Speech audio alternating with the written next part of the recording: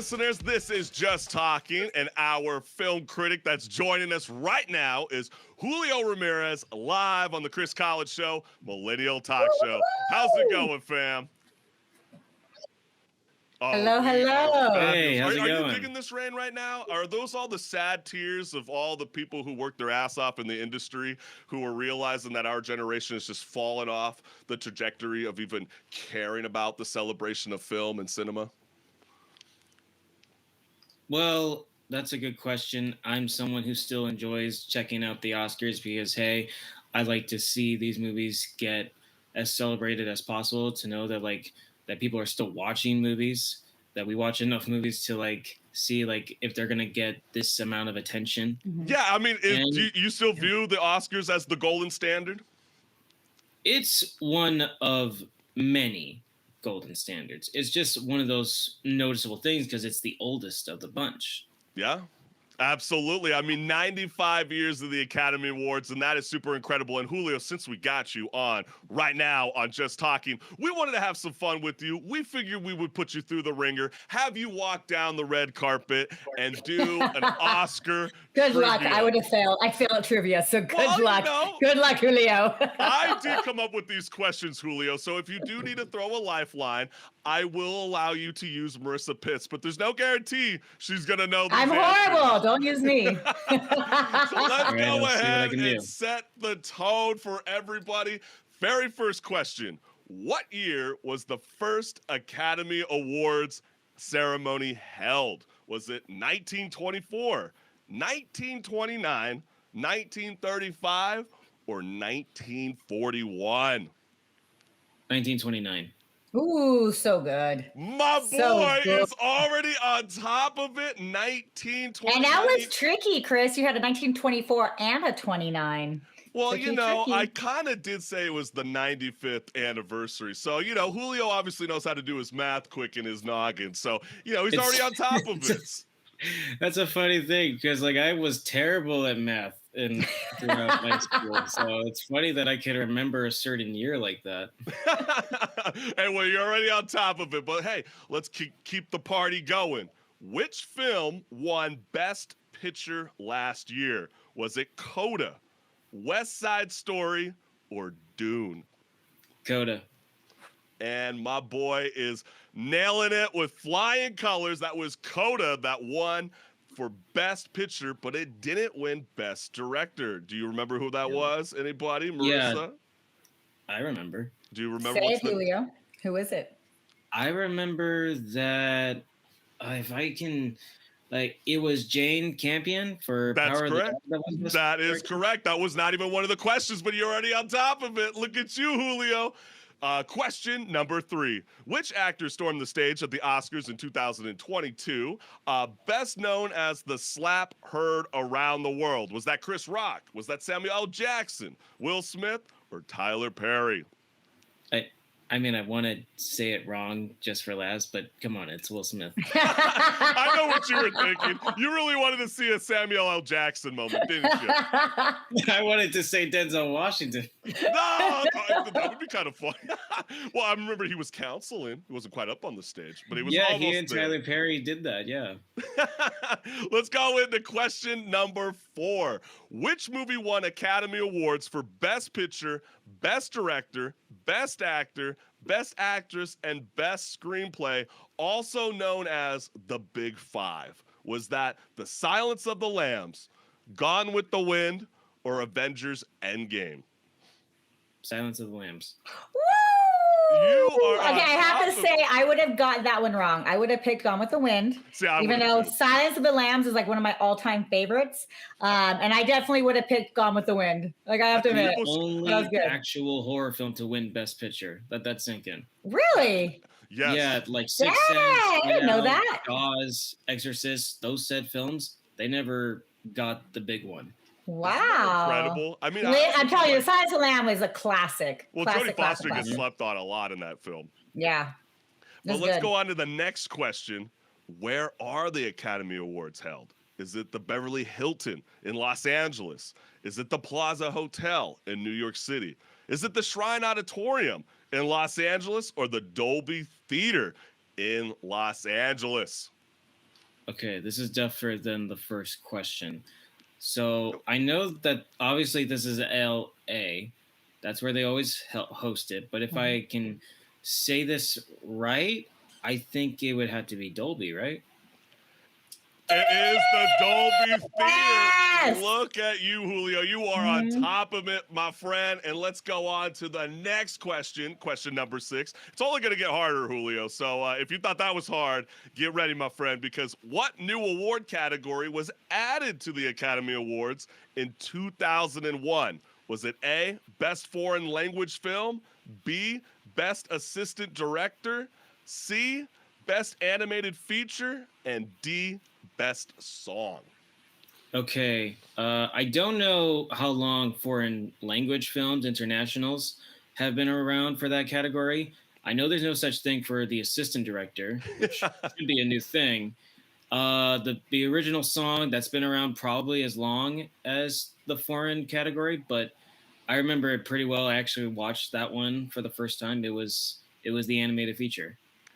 That is correct, my friend. It was Wow. Best Animated Feature. And just a I fun would have gotten fact, do that one you wrong. remember the film that won in 2001? I do remember Shrek beat Monsters Inc. I am and Jimmy amazed. Neutron.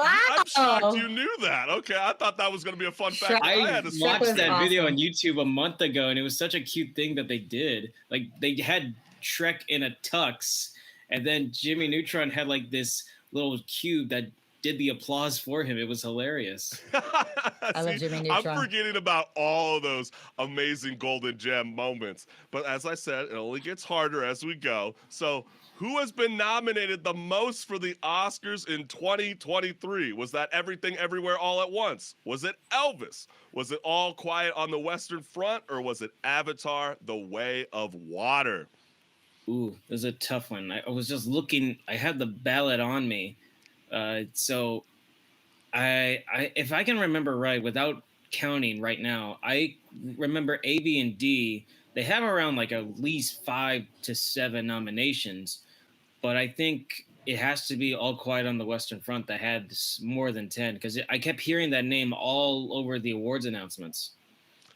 Unfortunately, it was actually Everything Everywhere All at Once has the most, has Whoa, 11 nominations going into this Oscars. 11! And they just Wow. found out today when you gather in the Screen Actors Guild, the PGA, WGA, they actually had more nominations going into the Oscars than Lord of the Rings: Return of the King. Believe it or Wow. not. That's Yeah, insane. Return of the Because I would King. argue that Oh, The yeah, Return of that the was King something. is one of the most dominant films of all time. But let's Yes, it's continue the this. last blockbuster to actually win Best Picture. That's good. Exactly. And Like that's why we're going to have Avatar some, and Dune have not had that luck. not as of yet, but there is some momentum that might build up with that part 2 of Dune, at least. But I since hope we so. are talking about some great blockbusters and great sequels, which movie was the first sequel to win Best Picture award? Was it Lord of the Rings, The Two Towers, The Godfather Part 2, or Toy Story 3? Okay, I remember these ceremonies. I remember seeing pieces of them. Toy Story 3 only won Best Animated Feature and Original Song that year. It ended up losing to The King's Speech, respectively. Two Towers, that lost to Chicago, so it's obviously Godfather 2.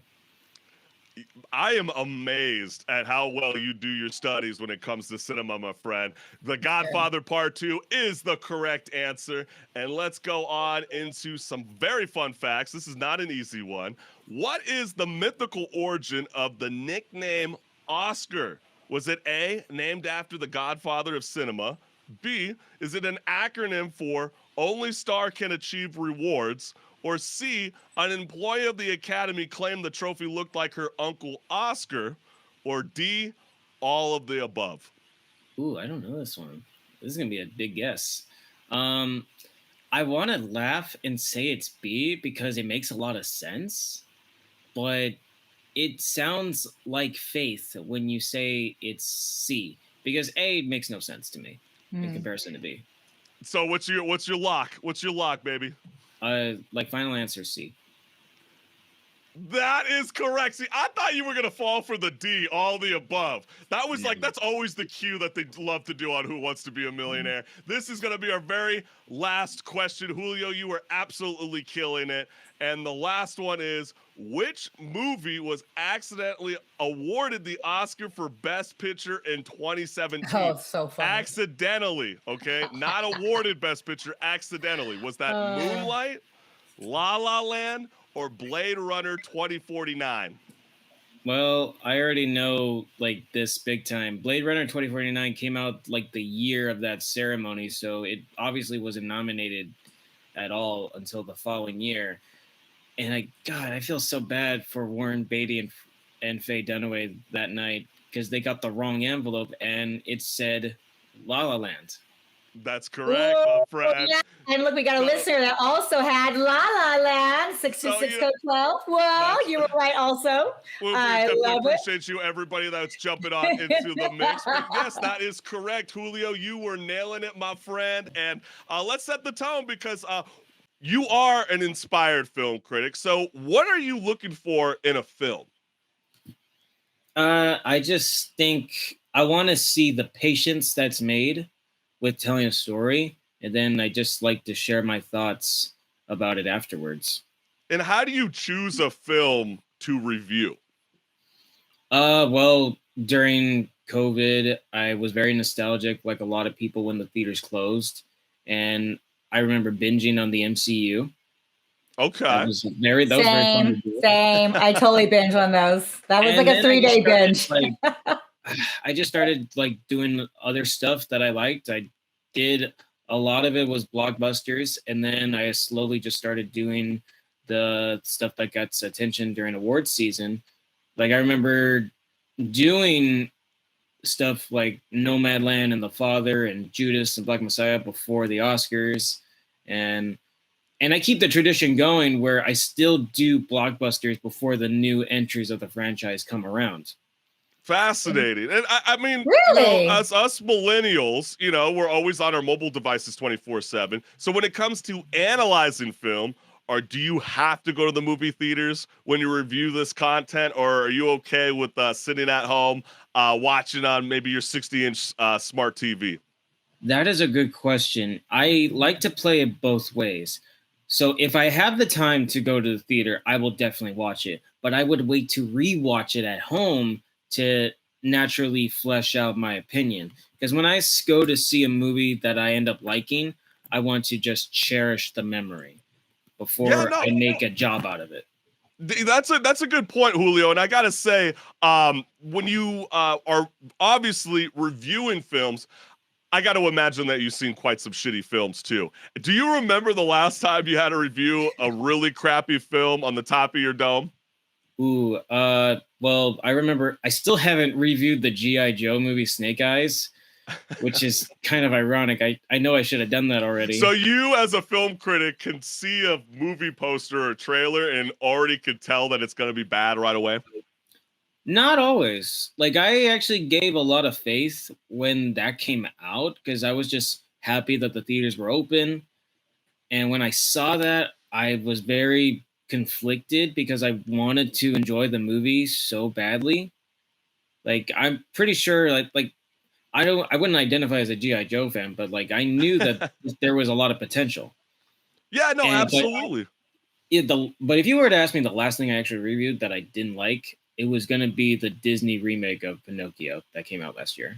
Oh, you didn't like Tom Hanks. I love Tom Hanks. I love Robert Zemeckis, but I think they were just trying too hard to recreate the magic Disney left behind. They couldn't. If you go in thinking it was going to be like the Pinocchio, you would be sorely disappointed. I loved it. I thought it was dark. I thought it touched on just different things about war, death. I really loved it. But definitely, I went in knowing it was not going to be Pinocchio. Both of you guys bring up great points. I mean, isn't that the problem? Is that, a lot of these films are just either remakes or sequels or based upon a true story? Do we need a little bit more creativity when it comes to the cinematic world? We do need more creativity, but it's just hard to craft an original story. But can we also, when we have new creativity, can we not just check off the boxes? Because I saw Strange World and it was a box checking crap. Okay, I'm sorry, and I love cartoons. I'm a cartoon fanatic, right? So I watch them. I'm all for it. I'm like, go Disney. I love you, Disney. Well, and it was all just like, can I check off this box? Can I check off this box? Can I check off this box?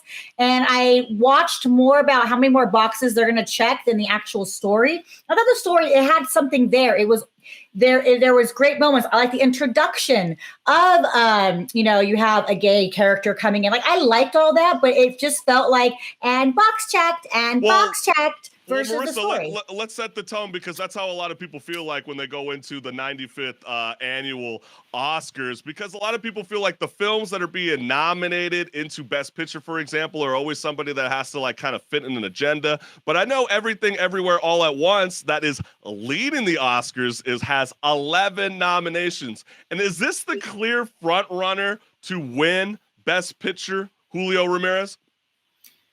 I am rooting for this one to succeed, just for the sake of that people actually went out and enjoyed this film personally. They didn't really think twice about an agenda when it came out. I don't think about that at all when I watch movies.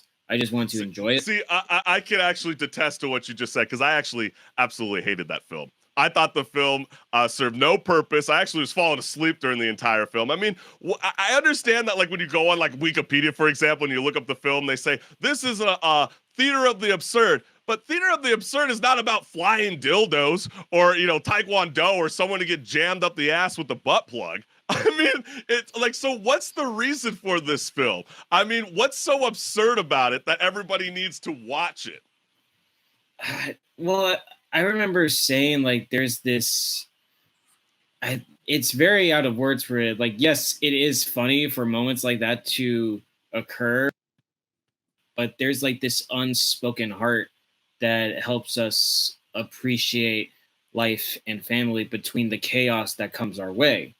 But is that really absurdist though? Because I mean, absurdum, if you look at like why it even came out in theater was after World War II, the questioning of is there God? Is there even a meaning to a life? What is that? Yes, it leaves a cliffhanger of like maybe. There's always a maybe, unlike nihilism, which is like no, there is no God. Like get over it. And I didn't get any of that from the film. Yeah, you're connecting family, but where's the existentialism? Where's that part about? Are we even worth doing it? Yeah, because when I look at all these films that are listed for Best Picture right now, Julio, I feel like it's all quiet on the Western Front. And Marissa, you might as well chime in and say your Best Picture, and then we'll hand over to Julio. Banshee. So I loved it. The Banshees was pretty good. It was amazing. Chris did not like it. Bad on Chris. Okay, the only thing that anybody ever talks about is the finger scene. Okay, and that was hilarious. I was like, you knew it was gonna happen. Those of you who haven't seen the movie, I'm sorry to spoil it. But out of Hour 2, though, Julio, who holds closer to that competition with Everything Everywhere? I think personally, it can be The Fabelmans. Really? Over Elvis? I loved Elvis. I definitely enjoyed it.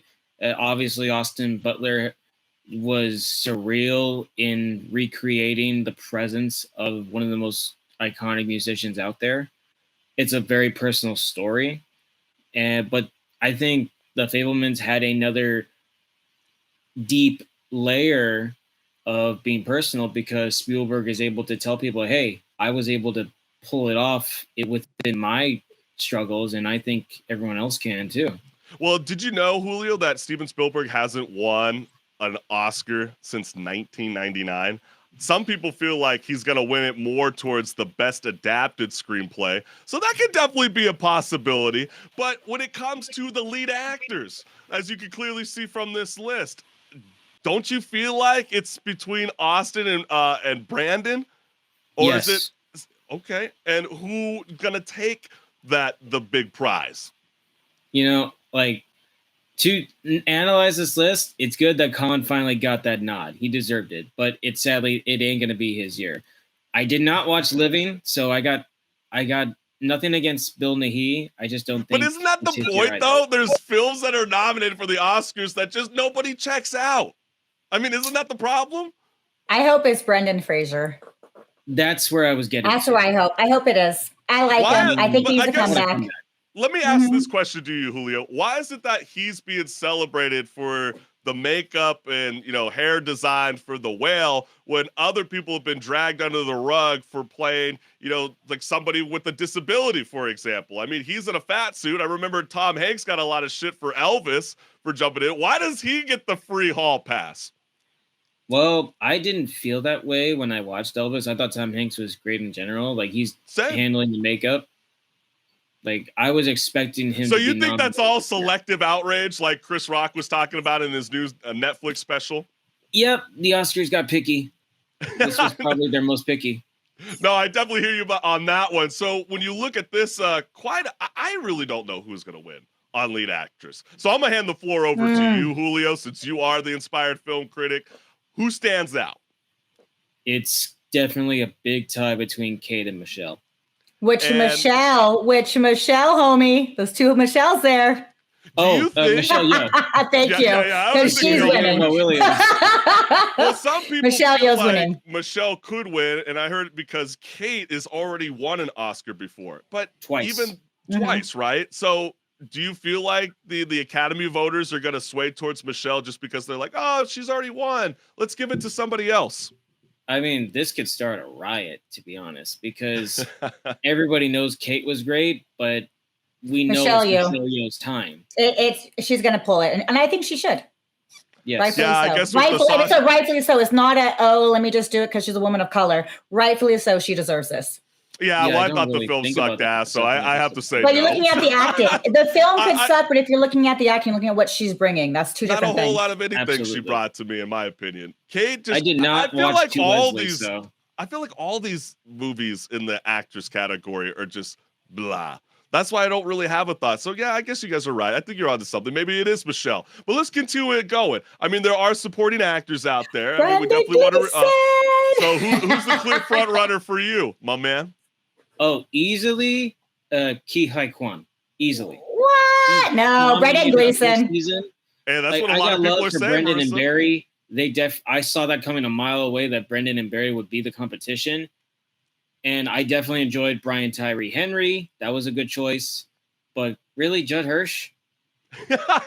I know, right? That should have been for Paul Dano, if not Tom Hanks. That's a good point. I'm kind of surprised that Paul Dano didn't get supported in that role. But what about supporting actress? And the reason I like this category more than anything is there's a lot of people talking about Jamie Lee Curtis, but think about Angela Bassett. She is one of the first stars to actually get nominated under the MCU. Will she finally crack the code and bring a golden trophy to Disney and Marvel with her role in Wakanda Forever? Well, definitely. First of all, I love Jamie Lee Curtis. We all love Jamie Lee from the get-go. This was not the role to nominate her for, to be honest. I agree. I feel like she should have gotten it when she came back for Halloween. Ooh. And it would have been too much of a gamble to give her something for Knives Out. Okay, I'm going to say why I think it's going to be Jamie Lee Curtis. If you look at anytime a woman makes herself extremely ugly and not attractive, they end up winning. So just saying, anytime a female who is good looking, kick off the makeup. When they make sure that you are repulsed by them physically, they will win. Oh, it's so true. Same thing happens with the guys. I agree. And so when it comes to best director, since we are sort of running out of time, will the Daniels win or will it go to Steven Spielberg or any of the other names that I didn't list right now? I feel like Spielberg could get the directing Oscar while the Daniels get the screenplay Oscar. That's a great point, Julio. Let's keep it rapid fire since we got less than a minute. What about original screenplay? Anything stick out to you? Again, I think the Daniels could get the screenplay Oscar locked. All right. And then what about the adapted screenplay? I know Glass Onion is kind of the sleeper in the mix, and also Living, which I did not see, to be quite frank, so I have nothing to say. But gosh, women talking? Really? I felt like they just threw that in there because some jackass put them in for Best Picture, so they had to even out the mold. I mean, who do you got in adapted screenplay? Controversially, I'd give it to Glass Onion. Glass Onion was great. It's great. And what about the visual effects? Will it go to Avatar? Will it go to Wakanda? Will it go to Top Gun, The Batman, or All Quiet on the Western Front? This is usually the one that blockbusters get guaranteed most of the time, so I am sure that Avatar will be the one to get it, and it would be a slap in the face if it lost to Top Gun. Yeah, I have to agree with you. Agreed. That's definitely the case. I definitely feel like, Avatar: The Way of Water is definitely going to excel in that route, but then it's not going to go anywhere with the rest of the categories throughout the night. But Julio Ramirez, we got to thank you. Yes, thank you. Big time for hyping us up. Going into the 95th Academy Awards. They're happening this Sunday at 8 p.m. Eastern Standard Time. And thank you, my friend. We would love to have you back on in the future.